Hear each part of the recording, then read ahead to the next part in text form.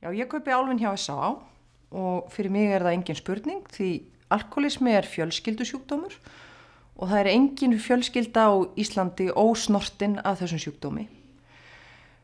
Meðvitund samfélagsins alltaf að verða meira og meiri hverjar afleiðingarnar eru og hvernig við meðvirklarnir til dæmis höngum saman inn í þessu meini við alkoholismann.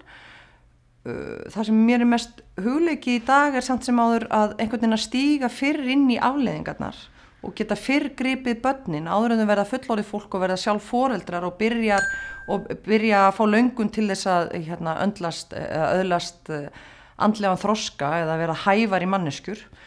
Það væri svo rosalega gaman ef við sem samfélag getum fyrr stigið inn og mér finnst gaman að vera hluta samfélagi og einn liður í því að styrkja starf S.A.